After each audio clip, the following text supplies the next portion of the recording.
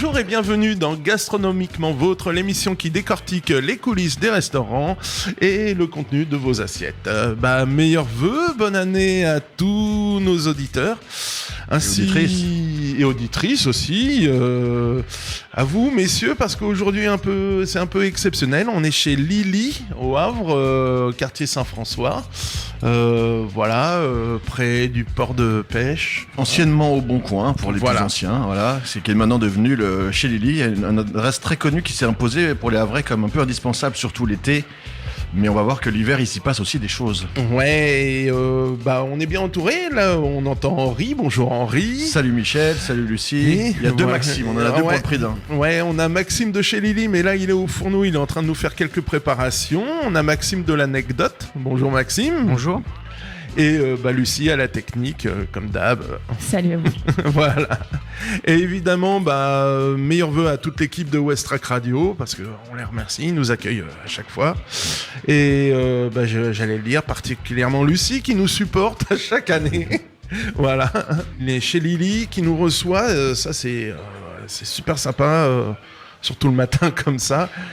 Et qui dit nouvelle année, on avait pensé vous parler des tendances 2025. Oui, écoute, c'est surtout que je pense intéressant pour les auditeurs et auditrices de savoir un peu à quelle sauce on va être mangé cette année, les nouvelles modes, nouvelles tendances, nouveaux plats. Ah ouais, les modes, les influences, qu'est-ce qui va se passer dans les assiettes. Il y a des modes, on a eu le yuzu, on a eu l'ail noir, on a eu l'ail des ours. T'as toujours un produit comme ça chaque année, qui se balade. Alors moi j'ai fait un petit peu de recherche, selon le magazine Forbes. Alors déjà on a le Swissy. Swissy, ça va vous parler rapidement, c'est l'abréviation, la fusion du mot sweet et spicy. Donc ça fait Swissy. Donc piquant, sucré. Et gros doux quoi. Ouais, gros doux, piquant, sucré, tout ce qui fait partie de la cuisine asiatique. Des mélanges fort sympathiques que j'affectionne, que t'affectionnes, que j'aime beaucoup. Voilà, on va trouver un autre mot que j'aime beaucoup, c'est le chocolat au piment d'Espelette, par exemple. Ah, ça marche bien, ça. Ouais, ça claque bien, ça. Ou même dans une mousse au chocolat, tu mets un peu de poivre. Enfin, voilà. Et un peu de fleur de sel aussi. Et voilà, tu t'as tout dit. Dans les tendances internationales encore, on a le Moods Food. Alors, c'est la cuisine réconfortante. Alors, pour nous, les vieux, c'est pizza, chips, sauciflard, en gros. Et non... c'est ça, toi, la cuisine réconfortante pour toi ? Ouais, c'est le truc que tu te baffes, quoi. Les pâtes, enfin, voilà, le truc qui fait du bien. Frites mayo kebab, sinon ça marche aussi. Ouais, tu vois, t'as ton truc aussi. Mais voilà, c'est la cuisine réconfortante. Le dumpling, alors ça, on le voit beaucoup, c'est... tout ce qui est à tremper, les churros, les ravioles dans la cuisine asiatique, les tacos, guacamole, tortilla chips, tout ce qu'on veut bien. Ça, on le voit beaucoup. Dans les boissons, alors ça, j'aime beaucoup parce que je suis un fan, toi aussi, t'es fan de thé. Le thé et les infusions qui reviennent beaucoup. Tu disais que dois confondre, non ? Non, tu m'avais parlé d'avoir fait un repas avec que du thé. Non, je dis que moi qui suis maintenant, ça n'intéresse personne, mais en tout cas, je bois moins d'alcool. Et je trouve que non, ça te va bien. En France, c'est très compliqué parce qu'on est toujours à vouloir lever le coude et c'est une tradition. Mais c'est vrai que je trouve que ce qui est intéressant quand même, c'est pour les gens qui, pour des raisons que ce soit religieuses, de conviction ou de santé ou autre, ne boivent pas d'alcool. Je trouve que l'offre des restaurants s'enrichit. Avant, tu avais Coca, Perrier. Et il y a maintenant des restaurants, notamment des restaurants gastronomiques, qui font attention à avoir des accords mets-vins qui soient pas alcoolisés. Ça peut être des thés, ça peut être des kombucha, tu sais, des trucs fermentés, ça peut être des jus, ça peut être des infusions. En tout cas, c'est intéressant. Je trouve qu'on ait des alternatives hors alcool qui soient pas simplement des sodas et des trucs. Il y a eu des tentatives de bars sans alcool dans la région. Ça marche pas trop, mais en tout cas, t'as vu, il y a une offre aussi de spiritueux, entre guillemets. Spiritueux, sans alcool, ça veut pas dire grand-chose, mais des gins que tu peux prendre sans alcool. C'est quand même plutôt sympa que les gens qui boivent pas puissent avoir une offre un peu plus intéressante que du coca. Quoi. Ouais, et tous les virgin cocktails, c'est les mocktails, comme on dit. Les mocktails, ouais. Et puis il y a aussi l'eau qu'on peut maintenant accorder selon les plats et les entrées. Tout ça. Il y a des water sommeliers maintenant. Ah bon, des water sommeliers. Écoutez, tu me diras leur nom que je ne connaisse pas. Que je ne connaisse pas. Non, mais c'est ouais, Maxime a raison. Ouais. Une eau plus ou moins salée, plus ou moins. Ouais, pour faire la fête, c'est l'idéal. Et donc, sur les infusions, on a beaucoup le Earl Grey qui revient, le thé anglais. Bergamote, camomille, les boissons à base de cannelle, ortie. Et c'est pas de lire mes fiches, tu pourras pas me relire. J'essaie de copier. Il essaie. Ça me rappelle le lycée quand j'étais. Je suivais sur l'épaule du voisin. Le tricheur. Et dans ces tendances aussi, jus de fruits frais qui reviennent beaucoup. C'est-à-dire, on voit de plus en plus le jus d'orange pressé sur place, ce qui avait disparu. Parce qu'on a eu. Tu vois ça, Maxime, toi, au restaurant, un peu les gens qui boivent moins d'alcool ou comment ça se passe ? Nous, on a toujours des gens qui boivent de l'alcool et des gens qui ne boivent pas, mais après... Vous avez une offre un petit peu sur le sans-alcool ou pas spécialement pour l'instant ? On a des cocktails sans alcool, des jus, des softs, tout ça. Ouais, vous avez quand même... On propose un peu de tout. Ouais, non, je trouve que ça se diversifie bien et c'est pas mal. On dit que ça monte quand même en tendance, le sans-alcool. Il y a de plus en plus de... Le vin disparaît de toute manière. Au niveau c'est la bière qui l'emporte et les bières sans alcool reviennent aussi. Toi, t'as vu ça au resto aussi, de moins en moins de vin ? Moins de vin, plus de bière et on me demande de plus en plus de la bière locale sans alcool. Ah, bière sans alcool, ouais. Bon, c'est une tendance. On verra comment ça se poursuit. Dans le truc, alors ça, c'est un truc que je n'adhère pas du tout. C'est le melon, pastèque, concombre rôti. Je sais pas si t'as vu ça. C'est tendance américaine où on te fait griller de la pastèque. Non, ça c'est non. Voilà, ça c'est non tout de suite. Voilà. Non, ça. On en a parlé longtemps avec Maxime qui est en cuisine. Là, le melon, la pastèque rôti, ça ne c'est pas possible. En fait, il y a trop d'eau. On peut pas griller des choses avec de l'eau. Je sais pas. Mais tu remarqueras par contre, c'est intéressant. Je souligne que dans les vieux grimoires et vieux traités de cuisine, notamment chez Escoffier, etc., il y a pas mal de recettes où on cuit les concombres. Mais je pense que les concombres devaient être moins à queue qu'aujourd'hui. Ils devaient être plus comme des cornichons, j'imagine, j'en sais rien, parce qu'il y a pas mal de recettes très classiques. Ouais, ça devait être plus ferme. Plus ferme, où on fait des cuissons de concombres, comme on le ferait de champignons de Paris ou de choses comme ça. Ah, tu dis historiquement, moi, il y a une chose que j'ai appris dans le sud-ouest, c'est que le melon, c'était pas le dessert, c'était l'entrée. Donc il y avait le melon au Porto... qui est connu, mais salé, poivré sur le melon avant de le déguster, ouais, c'était pas choquant, quoi. Ouais, mais je sais mais en fait, tu dis ça, mais même, je salue mon maître et mentor, Rodolphe Paquin, du repère de cartouches à Paris. Une fois, il m'avait fait quand même une belle tranche de melon, mais alors, un melon très mûr et très sucré, juste poêlé comme ça avec un magret de canard. Et bien, figure-toi que c'était quand même pas mauvais, quand même. C'était pas mal. Toujours dans les tendances internationales, on a la cuisine mexicaine authentique. Donc je pense que ça, c'est vraiment typiquement américain. Bah non, justement, non ? Parce que ce qu'on connaît aujourd'hui, c'est plutôt le Tex-Mex. Ouais, mais Tex-Mex, en France, on a inventé un Tex-Mex, oui, c'est ça. On a inventé des trucs qui n'existaient pas vraiment. Et en fait, on revient aux racines de la cuisine mex. Enchilada, faritas, enfin vraiment les bases, quoi. Ouais. On revient au basique. Et c'est plutôt pas mal, quoi. J'apprécie beaucoup. Et après, moi, j'ai les tendances plutôt nationales.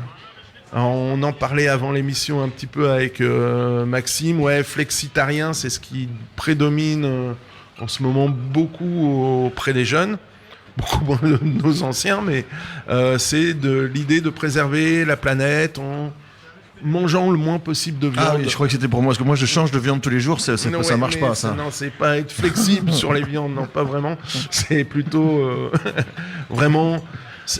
Voilà, privilégier plutôt un mode d'alimentation végétarien, sans se refuser à l'occasion de manger de la viande quand elle est bien de qualité, j'imagine. Ouais, c'est ça. Voilà, privilégier la qualité, le respect de l'animal. Et moins de viande, quand même. Ça, c'est une tendance très lourde depuis très longtemps. Les gens mangent moins de viande, tant mieux. Alors, pour plusieurs raisons, on l'a dit, pour des raisons écologiques, ça c'est surtout auprès de la jeunesse, de bien-être. Santé. Voilà, santé, on prime moins de protéines animales. Et surtout, dans ces influenceurs, il y a les chefs étoilés. Ducasse qui a réussi à ouvrir des restaurants gastronomiques 100% végétal. Comme quoi ça peut exister. Aussi le prix aussi. Le prix qui joue aussi vachement sur les jeunes. Oui. Et le prix dedans, la viande est très chère. Le poisson aussi. Là, on revient sur une autre influence au niveau national. C'est la débrouille, la cuisine de crise, le discount. C'est ça. Donc, essayer de se bricoler un plat sympa pour pas cher. Là, c'est vraiment pour des raisons de prix. Du coup, on revient sur une autre thématique, c'est la cuisine par soi-même, les tutos. Voilà, faire sa propre cuisine Parce que plus c'est transformé, plus ça coûte cher. Donc revenir à des produits bruts et cuisiner soi-même. Ouais. Hein. Et même carné. Moi, je vois les tendances. Là, on a passé les fêtes, faire son foie gras soi-même, mais aussi faire sa charcuterie. Enfin, voilà. Il y a des tendances qui arrivent. La charcuterie, ouais, ça commence. Ça fait 2 ans, là. Les gens font leur c'est terrine, j'ai impressionnant. remarqué un petit peu. Terrine, Ils font même sécher les saucissons, magrets. Saucissons, jambon. Les ils font saucisses eux-mêmes, pour le ouais. barbecue, tout ça, ouais. Il y a plein de... Pour préserver, justement, dans la durée les viandes, pour la conservation, ouais. Et aussi une tendance, je parlais d'influence des grands chefs étoilés, il y a aussi la cuisine d'influenceurs. On en a eu certains, la grande bouffe, le barbecue de Rafa, voilà. La flemme, tout ça. Ouais. Des comptes Instagram qui sont très suivis maintenant. C'est vrai que. Et alors C'est après, moi, ce court. que je trouve un peu dommage, c'est que maintenant, l'édition, le métier d'éditeur de livres, ça passe. On a l'impression qu'en fait, il faut avoir déjà 300 000 followers sur Instagram et on te propose de faire un livre. Malheureusement, c'est un peu comme ça que ça marche, parce que c'est comme ça qu'on peut en vendre. Il faut d'abord faire ses preuves sur les réseaux avant de pouvoir prétendre à avoir une légitimité. Ou concours de télé. Ouais, T'as c'est aussi ça. beaucoup de jeunes qui se mettent à la pâtisserie parce qu'ils regardent. Il n'y avait pas un vrai d'ailleurs qui était en lice pour le meilleur pâtissier. Ouais, là, j'ai vu pas ça. suivi en fait. Je suis pas traité. Oui, il y a un vrai. On n'est pas très chauvin là, parce que je crois qu'il y a un gars de chez nous qui est bien placé là pour le meilleur pâtissier. Tu pâtisses un peu toi, Maxime Maxime, l'anecdote, est-ce qu'il fait des gâteaux? Pas Pas beaucoup, trop. non. Je suis au chaud, moi. T'es au chaud. Ouais. Et alors pour le sucré, vous avez quelqu'un qui est spécialisé au restaurant l'anecdote? Non, du tout. Il y a mon chef qui est de base pâtissier, mais Ah, maintenant c'est comme lui qui fait plutôt les desserts. Il fait beaucoup les trompe-l'œil. Donc, Ah ouais, il est fort là-dessus. Ouais. Ouais, j'en reviens. Je fais toujours les compliments, mais Ouais, les trompe-l'œil, c'est son fort, ouais. Et puis noisettes, on a pistache. on a un dans deuxième les souvenirs. cuisinier qui fait entrée et dessert pendant le service, quoi. D'accord. Voilà, ouais. L'anecdote, on vous le conseille fortement. C'est quoi j'ai l'adresse? déjà- On va dire l'adresse quand même. C'est où? Quartier il l'a pas. Saint-François, il l'a Quartier pas. Saint-François, anciennement le bistrot d'antan. Ah bah là, on a Maxime qui arrive. Voilà, cru Saint-Jacques. Il va voilà. nous expliquer On va, lui-même. on va vous chill. décrire quand même. Oh, magnifique, hein, c'est bon. Ouais, une petite Saint-Jacques crue, prime abord, une petite marinade que Maxime va nous expliquer. Je reconnais des green meat. Ce que je vous propose, c'est de goûter et puis je vous dis au fur et à mesure si vous avez bon. Mais c'est une bonne piste, ça. Ouais, c'est pas mal. C'est une pas bonne mal. piste. Radis Redmi, toi, c'est ça? Par contre, je veux bien une fourchette. sûr. Si tu as. Regardez, elle est là. Je même. Des couteaux pour tout le monde. Bah, tiens. Oh, Nous, on va partage. partager, Attends, on va faire assiette commune avec mon comparse Michel. Tu m'en laisses, Michel, hein? Oui, promis. Attends, un crevard, c'est pas possible. Ouais, petite dominante. Ah, il y a le corail? Non, je sais pas. C'est Attends. pas le corail. C'est pas le corail. Ensemble, c'est mieux. C'est mieux.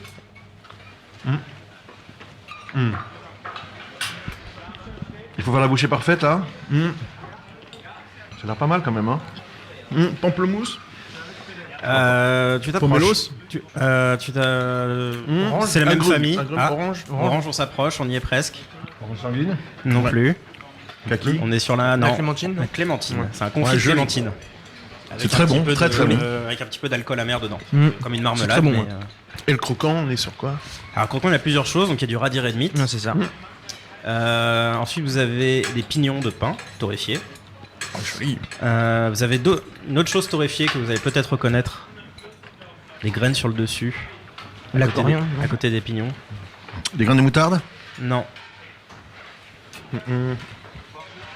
C'est une céréale. Si ça peut... Ah, du cacha? Exactement. Donc du sarrasin torréfié. Sarrasin torréfié. Ça apporte des notes un peu boisées, un peu C'est une tuerie, ça. empyreumatique. Alors, comment décrire? On peut le dire comme ça. Acidulé, ouais, il y a vraiment tout. Hein. C'est C'est l'idée. vrai. Et pour terminer, vous avez un peu de verre dans l'assiette. Donc vous en avez sur la Saint-Jacques. C'est une huile de poireau, de verre de poireau. Donc, je recycle mes fins de poireau. Quand je fais une garniture aromatique, etc., je garde Donc tu les mixes. des Les verres verres. qui sont évidemment bien rincés au préalable, bien séchés. Je les mixe dans de l'huile neutre, Cru. crue.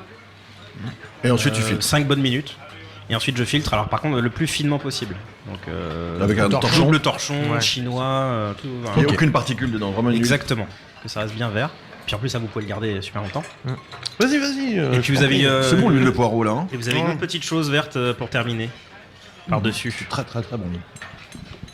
Et je vous laisse peut-être... C'est Michel qui va nous dire ça. C'est très bon. Hein. Bah merci beaucoup. Dommage que vous ne puissiez pas goûter chez vous. Faut venir chez Lily. Alors, faut venir chez Lily, voilà. C'est Crudo de Saint-Jacques qui est souvent à la carte le samedi et le dimanche. Et le soir, parce qu'on fait la restauration le soir maintenant. Ah bah, et ça change avec des produits de saison. si, Donc si, tu parlais du kaki tout à l'heure, Henri, et bien j'en ai fait avec du kaki aussi. Voilà, par exemple. Est-ce que vous trouvez la petite herbe par-dessus? Alors, herbe, oui et non. C'était... Feuille de chou, enfin... Salicorne? Non. Non, C'est ça? Oui, exactement.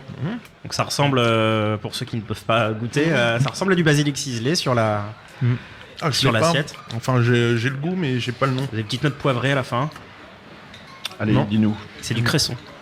Ah ouais, mais... Un tout petit peu de Ah, cresson. j'ai honte. Voilà. Vous avez 2 feuilles comme ça, ciselées. Ouais. C'est très Après, bonne il idée. y a Ouais, beaucoup de choses. Donc, T'es c'est sur pas- un truc terreux. Ouais, mais ça donne un Ça ensemble. amène un côté de fraîcheur. Ouais, Ça permet de poivrer un peu. Moi, je suis assez admiratif, mon cher Maxime, on va dire Maxime Lily, parce que il y a quand même beaucoup de choses, finalement. Il y a beaucoup de Et choses. oui. ça se mélange bien. Alors, tant mieux. C'est le. Mais t'as la clémentine, le poireau, le cacha, le cresson, les pignons. Alors, il y a du torréfié, il y a de l'acide. Comment ça marche, le confit de clémentine au Campari, là? C'est fait comment, ça? Alors ça, c'est... Si vous avez des clémentines, même un petit peu vieilles, à la limite, c'est encore mieux. Vous les épluchez. Allez, on va faire la recette pour 10 clémentines. Vous les épluchez, vous gardez 2-3 belles pots de clémentines. Alors des bio, hein, bien sûr. Alors là, pour le coup, il faut... Parce qu'on va utiliser un peu les zestes. Vous prenez le poids des clémentines épluchées, des chairs. Clémentine d'où? La Corse, tu aimes bien la Corse, toi, non? C'est un peu chez moi, donc je vais pas te dire le contraire, mais oui, Corse idéalement. Mais bon, si vous n'avez pas de Corse, c'est pas très grave. Et donc vous pesez votre chair qui vous reste. De ce poids-là, vous prenez 20% que vous ajoutez en sucre. Oula, ça devient technique, là. Sucre semoule. Sucre semoule. Ouais, non, si on a 200 grammes de clémentine, 40 grammes de sucre. Voilà, exactement. Et 10% en alcool amer. Donc Campari, par exemple. Campari, idéalement. Moi, Donc 10%, donc un petit verre, on va dire. Exactement. Ouais, un bon petit verre, un verre, ok. Un bon verre, on peut y aller. Allez. Et ensuite, il faut cuire ça comme une marmelade. Donc vous commencez feu assez fort en surveillant pour pas que ça accroche et pour pas que le sucre caramélise. Et ensuite, feu moyen en touillant et en surveillant. Dès que ça épaissit, on arrête. Et on a le confit de clémentine au Campari, qui est à la fois du sucre et de l'acidité. C'est ça. Et on ajoute donc une partie des zestes qu'on a préalablement ciselés. Pas besoin de les blanchir parce que la clémentine, les zestes sont pas si amers que ça. Donc c'est une recette un peu longue mais pas compliquée. Je confirme parce que moi qui déteste l'amertume, ça c'est une tuerie, hein, sincèrement. Chapeau le chef. Ouais. Merci beaucoup. Donc on va quand même situer chez Lily, on l'a dit tout à l'heure, on a donné l'adresse, c'est Maxime qui est au fourneau. Et ouais, il y a tes idées, elles viennent d'où pour ce genre de plat? Alors là, c'est beaucoup de choses. Hein. C'est soit de plats que j'ai déjà mangés dans des restaurants, que j'ai déjà essayé à la maison. Vous parliez tout à l'heure des tendances. J'ai traîné une oreille depuis ma cuisine. Et bien évidemment, beaucoup aussi les réseaux sociaux, les vidéos sur YouTube, etc. Les livres de cuisine, hein, tout simplement. Les bons vieux livres, les vieux et les récents. Donc c'est un peu... À la fin, tout ça sédimente en fait un peu. Voilà, j'allais dire sans mauvais jeu de mots, mais non, c'est un très bon jeu de mots. Ça s'alimente. Non. Exactement. Ouais. Non, mais ça te fait une espèce de répertoire. Moi, ça me fait penser à... J'ai un ami qui est un cinéaste que je nommerai pas, qui a vu, depuis qu'il a maintenant une cinquantaine, et il fait des longs métrages. Et en fait, il me dit, à part d'avoir vu des films depuis que j'ai 10 ans, mais aussi bien des films de série B, du kung-fu, que des grands films d'auteur, que des films des années 30, des films muets, des blockbusters américains, en s'alimentant de tout ça. C'est du jardin, quand je fais un plan, il me dit, je fais un plan, je sais que je vais faire tel plan. Sans même y réfléchir, je sais quel cadre je vais, mais c'est parce que je me suis alimenté, ou comme un écrivain qui aurait lu 10 000 livres et qui après fait son propre style en ayant... je pense que c'est aussi ça. C'est pour ça que c'est important, et toi tu le fais Maxime, il y a beaucoup de cuisiniers là, qui ne mangent pas dans d'autres restos. Et toi tu vas beaucoup à droite à gauche quand même tester des choses. Alors, j'allais dire le secret, c'est que je vais beaucoup au restaurant. Et c'est pas si fréquent pour les cuisiniers, hein, parce que malheureusement ils n'ont pas toujours le temps, ou les moyens, ou l'occasion. Mais toi aussi, Michel, tu aimes bien le restaurant, toi. Ah oui. T'as mieux de mettre moi, le je la viens table de temps en découvrir. temps. Moi, le premier truc, c'est découvrir, quoi. C'est prendre le truc que je connais pas à la carte, Complètement, le ouais. produit, voilà. C'est Maxime, qui est marrant tu as aussi. bien aussi, Maxime, l'anecdote. Donc, Moi j'aime bien le restaurant aussi. C'est le restaurant aussi. Ouais. Oui, parce que du coup, on est tranquille. Ouais. Bah, on va quand même préciser, les produits, bah, ça vient du Petit Port, j'imagine, juste Les à côté. Saint-Jacques viennent là, j'ai dû faire 20 mètres pour les récupérer. Wow, donc, d'où ça, cette fatigue. C'est d'où cette fatigue. C'est un grand luxe, c'est une chance d'avoir des produits comme ça. Le produit à la porte, ouais, c'est voilà, chouette. Produits frais, tout ça. Ouais. Là, ça vient, c'est la pêche du jour. Et c'est tous les jours? On peut manger ça chez Lily tous les jours? Alors, ou tous les week-ends, là en ce moment jusqu'à la fin de la saison de la Saint-Jacques, là il y en aura avec donc décliné comme je disais avec d'autres produits, d'autres légumes et d'autres fruits de saison. Et le soir, parce que depuis le mois d'octobre, on a une restauration le soir maintenant chez Lily, c'est assez récent. Donc du jeudi au samedi le soir, vous avez un cru d'eau de Saint-Jacques qui vous attend. Bah, voilà. Sympa. Moi, franchement, ouais, j'ai une bonne éclat. C'est intéressant parce qu'on sent la clémentine au début, la Saint-Jacques au milieu, et à la fin on sent le sarrasin et Il y a tout qui. Et peps, franchement, ouais. ça se marie super bien. Ouais, ça peps, Merci ouais. beaucoup, je suis Ouais. très content que ça vous plaise. Et l'idée aussi, c'est de pas trop, si vous voulez jamais le refaire chez vous, un carpaccio ou ce genre de choses, c'est de faire des morceaux pas trop fins finalement de Saint-Jacques. Ouais, L'idée, pour c'est qu'il y ait de la quand même, mâche, voilà, ouais. Pour la mâche, comme ouais. tu disais, Le vraiment, goût, ça le se- goût. Ouais, c'est vrai que de temps en temps, on Puis fait bien ça la comme du sentir. papier à cigarette, c'est pas bon en En fait, fait. c'est ça. Là, il y a beaucoup d'éléments dans l'assiette, mais en même temps, il faut que la Saint-Jacques, elle reste. Ouais, qu'elle ait un peu de consistance, Ouais, ouais, je suis d'accord. Sinon, elle se noirait complètement dans le. Voilà, on va se faire une petite pause musicale avec Everyday Dreamer. Oh là, mon accent anglais n'a pas, ne s'est toujours Ça pas a pas amélioré. changé, Everyday Dreamer de Franz Ferdinand, leur nouvel album qui est sorti cette semaine, qui est fort sympathique pour ceux qui sont amateurs de rock. Voilà, à tout de suite. No, I'm fine. I just need time to let my mind relax. Find a detour. I may be here with you, but I'm not in the room with perspective, enough perspective. Anything can disappear until all we can see is the point of infinity. No, this life isn't over until we don't know it's over, or the unknown return to before it began. It began. Well, I'm an everyday dreamer, everyday dreamer. I'm looking through a window in a wall. Yes, I'm an everyday dreamer, an everyday dreamer knows. Every dream goes.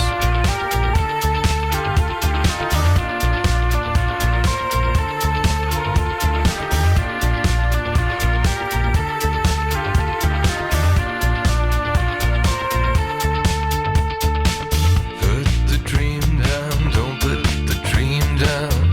These dreams are making nonsense of this awakening sense, of these awakening senses.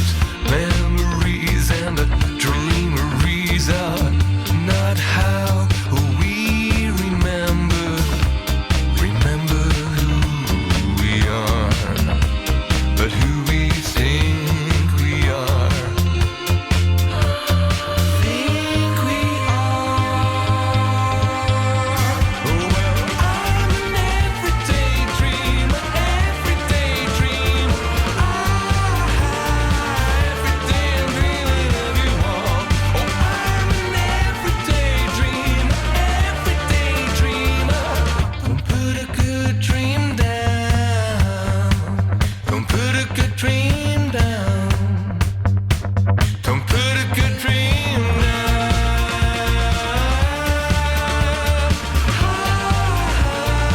Every day I'm dreaming of you all.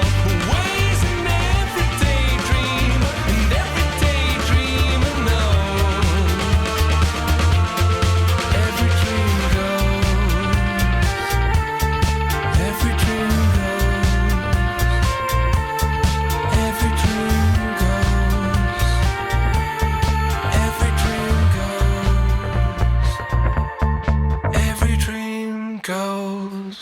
Voilà le dernier morceau de Franz Ferdinand sur Westrack Radio, nouvel album, tout. J'ai écouté, j'ai cru comprendre que Maxime aimait bien Franz Ferdinand aussi.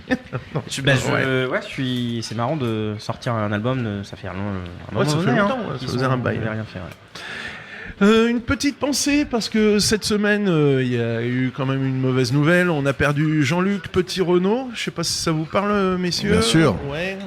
Alors moi j'ai eu la chance de le rencontrer. C'était chez Yves Page.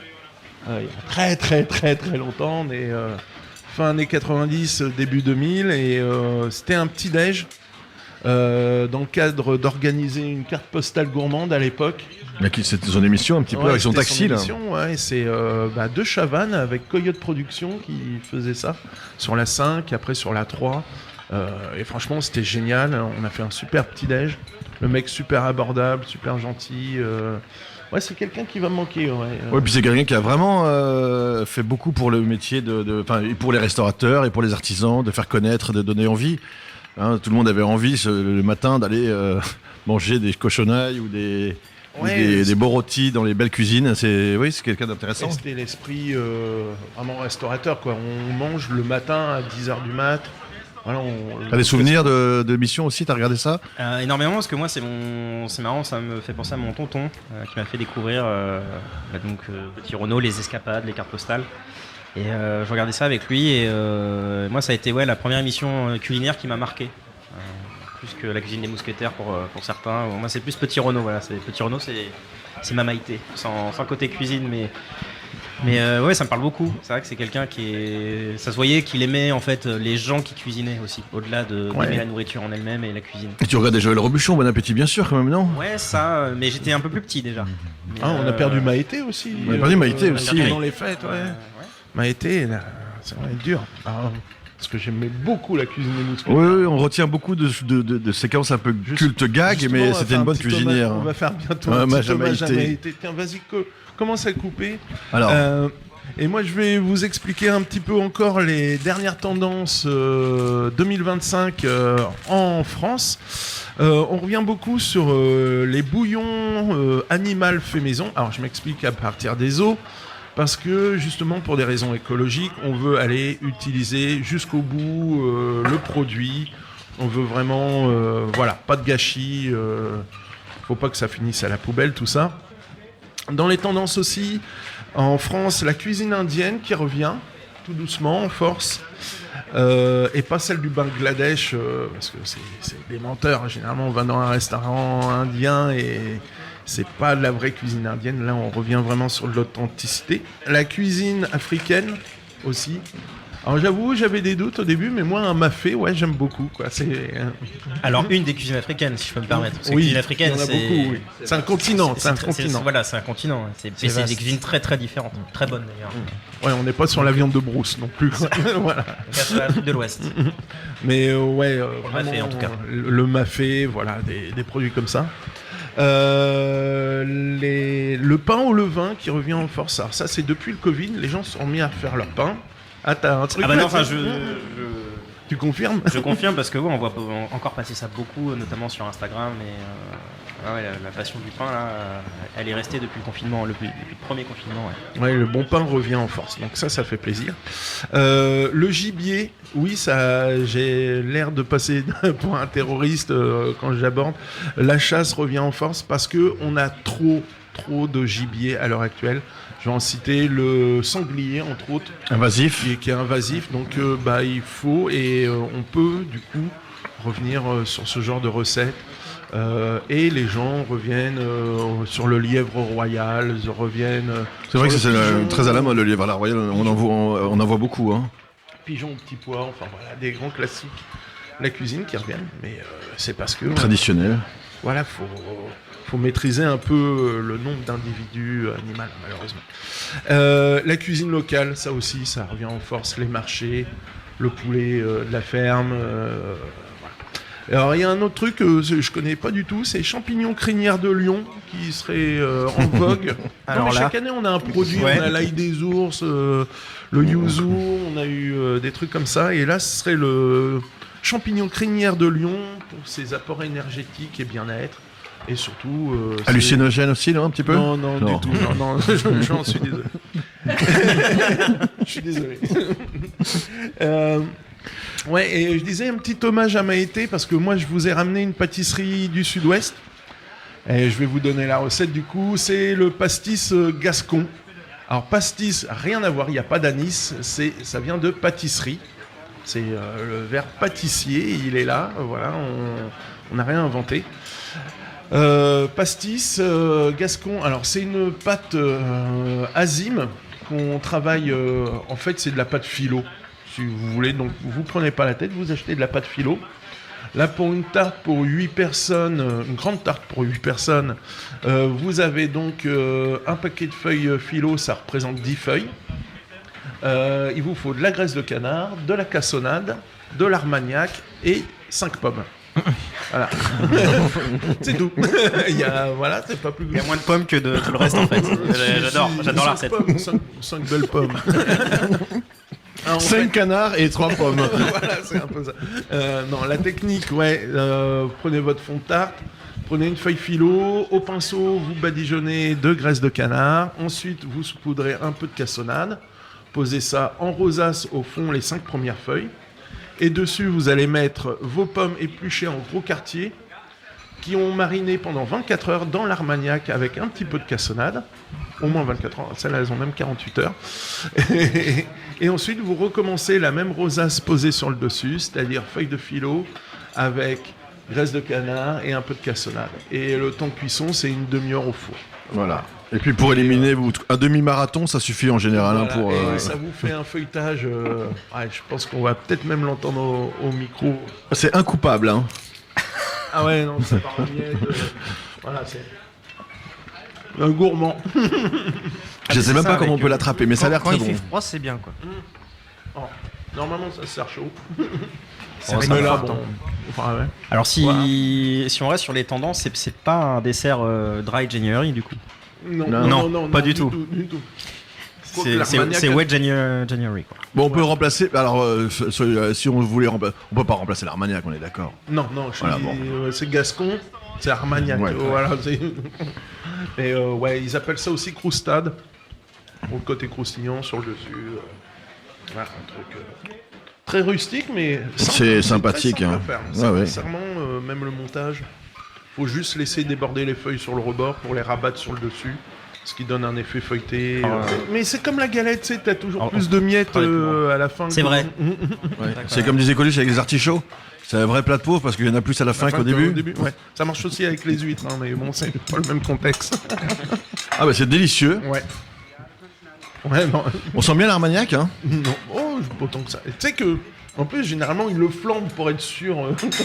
À la Ah c'est du reflambé à four. l'armagnac Normalement, ouais, servi chaud, Ok. reflambé. Ouais, ça c'était. Et il n'y a qu'une boulangerie qui fabrique la pâte à l'heure actuelle et qui distribue tous les autres boulangers dans le sud-ouest, dans Gers entre autres. Et c'est impressionnant. Faut aller farfouiller sur les réseaux sociaux. Je vais citer sur YouTube, vous pouvez voir les deux grands-mères qui étalent la pâte sur la toile cirée. Ouais, c'est tout un art, ça. Ah hein. ouais, c'est un art. Hein. Avec la plume d'oie pour graisser. Je pensais Donc, un peu à la pâte à strudel. Oui, un petit peu. Enfin, voilà. Qu'est-ce que tu avais vu, toi, comme tendance 2025, toi, chez Laurent Mariotte? Parce que tu m'as dit que tu avais vu Laurent Mariotte. Alors je l'ai vu, non, je l'ai écouté. Tu l'as écouté à la table des bons vivants, Je l'ai écouté, et donc il recevait Yves Candebord aussi pour cette émission-là. Alors ils ont parlé de plein de choses très différentes, mais moi il y a deux choses que j'ai retenues. Apparemment, ce serait le retour de l'Aspic. Ah bon? Donc voilà, les œufs en gelée, ce genre de choses. Toutes les préparations en gelée, on peut le dire pour les les. préparations en gelée, voilà, le retour de la les gelée. jambons macédoine en aspic. Donc le retour de la gelée, ça c'est bien. Et quoi Voilà. d'autre? Et alors, rien à voir, mais une autre tendance qui pourrait quand même se confirmer en 2025, alors ça s'est déjà amorcé notamment dans les grandes villes, c'est le restaurant immersif. Alors, restaurant immersif, qu'est-ce que ça veut dire? L'idée c'est d'être dans une pièce, alors généralement sans fenêtre, et d'avoir des écrans partout, et de trouver une thématique, un lieu donné, une ambiance. Par exemple, il y a déjà à Paris un restaurant qui s'appelle Under the Sea, je crois, où vous êtes dans un aquarium. Et donc vous mangez dans l'aquarium, évidemment vous mangez du poisson. Avec les odeurs, etc. C'est des expériences sensorielles un peu multi. C'est pas ce qu'avait fait Paul Perret, un peu ultraviolet, à Hong Restaurant Kong 3 étoiles à Shanghai, je À crois. Shanghai, oui. Et, Il y avait cette idée-là déjà C'est ça. de projection Bah, visuelle. ça vient encore une fois d'un chef étoilé ou de ce genre de précurseur, de tendance. Mais là, ça se démocratise et ça Donc devient, faire en sorte que l'expérience de restauration soit pas seulement dans l'assiette et dans la bouche, mais les autres sens sollicités aussi. Exactement. J'imagine des C'est musiques, des projections. Alors, je citerai un restaurateur du Havre, des restaurateurs, le nuage dans la tasse, qui fait régulièrement des repas Dans le noir. dans le noir. Non, ok. Et donc, on est obligé d'exacerber les autres sens pour la dégustation. Et je trouve que, non, c'est sympa. Et moi, j'ai eu l'occasion aussi de manger, comme tu dis, immersif. J'avais trouvé ça génial. C'est, on t'amène tes huîtres, mais juste avant, il y a un petit bol, la glace carbonique, dedans de l'eau de mer. On ouvre la coupole, et là, tu as un nuage qui se déverse sur la table, et avec cette odeur d'iode qui, avant même qu'on t'amène ton assiette, et pareillement sur le deuxième plat qui était une joue de bœuf au bouillon, tout simple. On t'amène un peu de bouillon, la glace carbonique et hop, t'as l'odeur du bœuf avant même que le plat arrive. Ça rappelle les cloches pour qu'on ait un maximum de saveur. Donc je trouvais ça génial. Ouais, la cuisine immersive, ça peut être bien visuellement. À voir si ça prend. Je suis pas sûr pour les écrans, mais Moi non exacerber plus, les honnêtement, sens. mais voilà. Rendez-vous l'année prochaine, on verra si toutes ces tendances ont été. On vérifiera alors. Ou même en cours d'année, on On vérifie. on fera un bilan d'étape. On ira au restaurant, oh là là, dommage. On Faut se sacrifier. Bon, on va faire ça alors. Voilà, on a fait le tour, je pense, messieurs, Bah, voilà. mademoiselles. Voilà, c'était Gastronomiquement Vôtre sur West Track Radio. Retrouvez le podcast sur toutes les plateformes, les box, partout.